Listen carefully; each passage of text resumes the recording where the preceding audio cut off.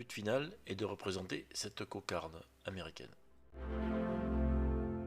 Là j'ai mis le pochoir qui représente la forme de la cocarde et je peins l'intérieur en bleu. Là j'ai mis le pochoir qui va représenter l'étoile blanche ainsi que les deux bandes blanches de chaque côté de l'étoile. Le pochoir cache les parties qui doivent rester en bleu.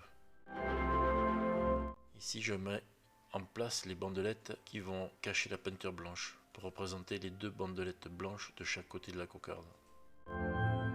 Avec un cure-dent, je fais adhérer le pochoir le plus possible sur la peinture. Pour éviter des débordements de peinture entre chaque partie des pochoirs, je mets de la bande de cache Tamiya pour voir ce que ça fera au niveau de la peinture rouge. Voilà le passage de la peinture au pistolet pour l'exemple. Une fois que la peinture rouge a été passée, voilà le résultat et je vais enlever les caches.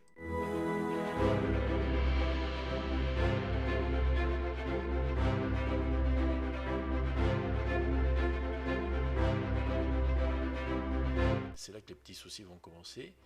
J'enlève les parties qui prennent la forme de l'étoile et on voit qu'effectivement il y a eu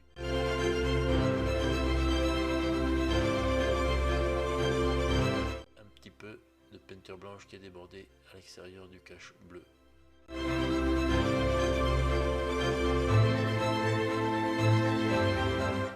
Il va falloir que je remédie à ça sur les prochains tests.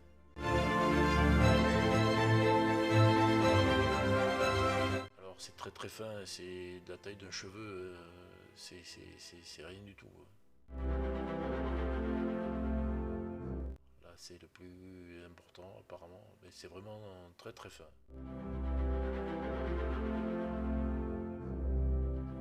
À cet endroit où je n'avais pas mis de bande de cache jaune, la peinture rouge est débordée.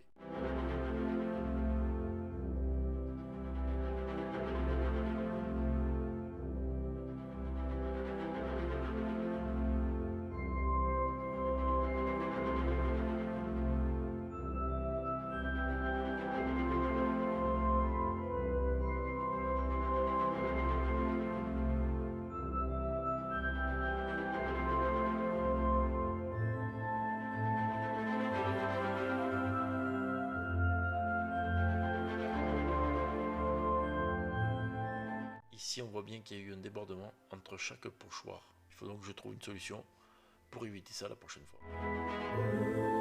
Ces débordements sont très fins, c'est à peu près de la taille d'un ou deux cheveux, c'est vraiment infinitésimal. Mais déjà beaucoup trop, ça se voit à l'œil, on ne voit que ça à dire.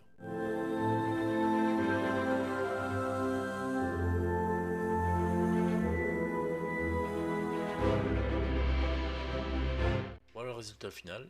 Bien évidemment, il faut jouer les proportions. Et puis surtout, les débordements de peinture entre les différents caches, supprimer cet effet-là.